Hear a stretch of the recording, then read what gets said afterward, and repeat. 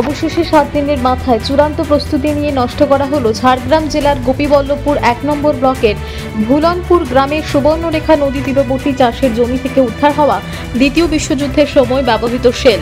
শুক্রবার দুপুরে ঝাড়গ্রাম জেলা পুলিশ ও গোপীবল্লভপুর থানার আধিকারিক এবং বোম স্কোয়াডের উপস্থিতিতে এয়ারফোর্সের পক্ষে ফাটানো হয় ওই বোমাটি। ভুলনপুরে নদী তীরবর্তী একটি বিস্তীর্ণ এলাকা বালির বস্তা দিয়ে ঘিরে বিস্ফোরণ ঘটানো হয়। এদিন বোম স্কোয়াড ও এয়ারফোর্সের পাশাপাশি উপস্থিত ছিলেন গোপীবল্লভপুর এসডিপিও পারভেজ সরফরাজ, গোপীবল্লভপুর থানার আইসি কার্তিক চন্দ্র রায়, গোপীবল্লভপুর 1 নম্বর ব্লকের বিডিও শ্যামসুন্দর মিশ্র সহ প্রশাসনের আধিকারিকেরা।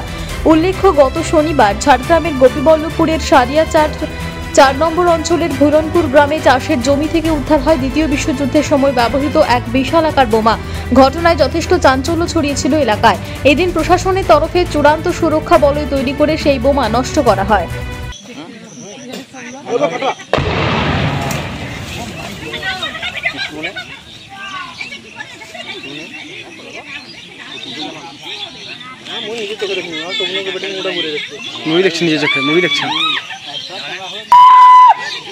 ঝাড়গ্রাম থেকে নিজস্ব প্রতিনিধির রিপোর্ট, টিভি নিউজ 10।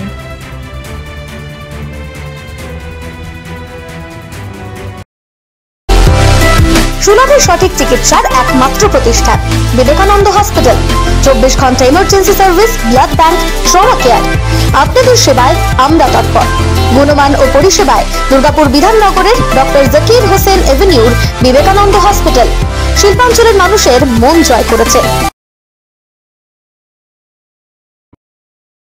সবার আগে খবরের আপডেট পাওয়ার জন্য সাবস্ক্রাইব করুন আমাদের ইউটিউব চ্যানেল এবং ক্লিক করুন বেল নোটিফিকেশন আইকনে।